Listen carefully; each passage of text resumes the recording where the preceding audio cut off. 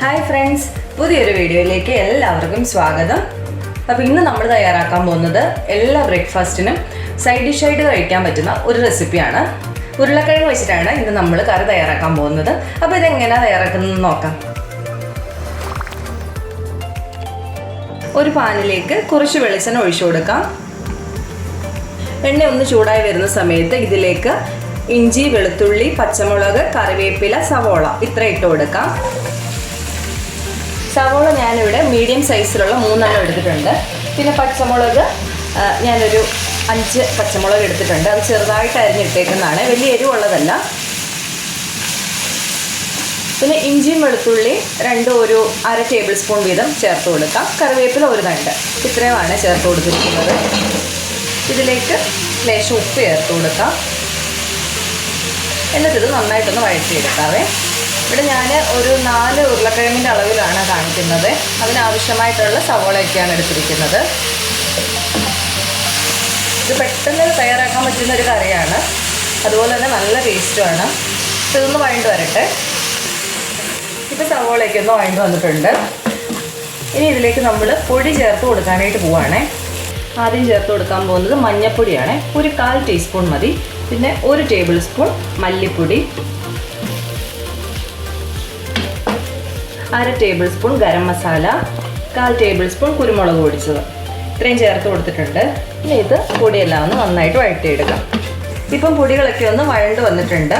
ഇനി നമുക്കിതിലേക്ക് ഉരുളക്കിഴങ്ങ് ചേർത്ത് കൊടുക്കാം. 4 ഉരുളക്കിഴങ്ങാണ് ഞാൻ ചേർത്ത് കൊടുക്കുന്നത്. ഇത് ഞാൻ വേവിച്ച് വെച്ചിരിക്കുകയാണ്.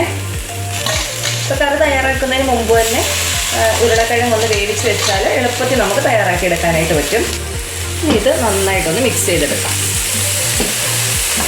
ഇപ്പോൾ ഈ മസാലയൊക്കെ ഉരുളക്കിഴങ്ങുമായിട്ട് നന്നായിട്ട് മിക്സായി വന്നിട്ടുണ്ട്. ഇനി ഇതിലേക്ക് നമ്മൾ 2ാം പാൽ ഒഴിച്ചു കൊടുക്കാനായിട്ട് പോവുകയാണേ. ഇപ്പോൾ നിങ്ങൾക്ക് പൊടിയായിട്ട് മേടിക്കുന്നവരുണ്ടെങ്കിൽ ഇച്ചിരി ഒന്ന് കട്ടി കുറച്ചിട്ട് ചേർത്ത് കൊടുക്കാം. അപ്പോൾ അതൊരു 1.5 കപ്പ് 2ാം പാൽ ചേർത്ത് കൊടുക്കാം.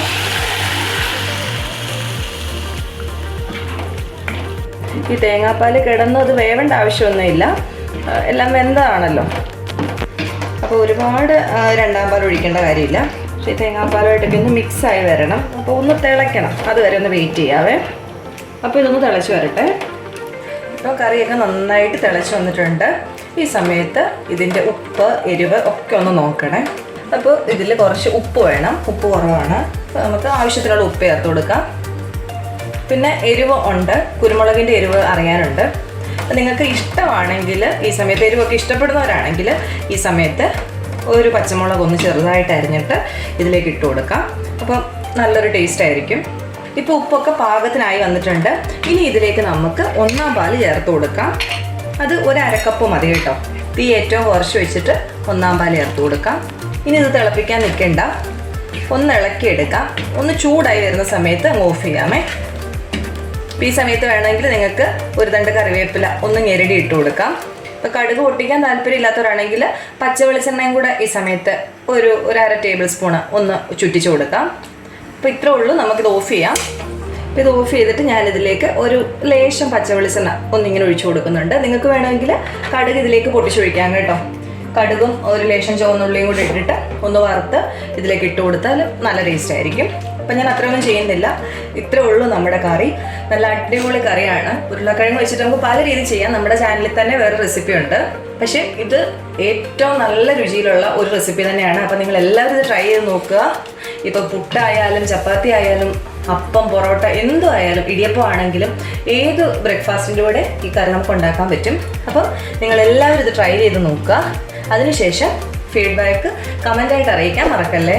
അപ്പോൾ അടുത്ത ദിവസം നമുക്ക് വേറെ റെസിപ്പി ആയിട്ട് കാണാം. Thank you.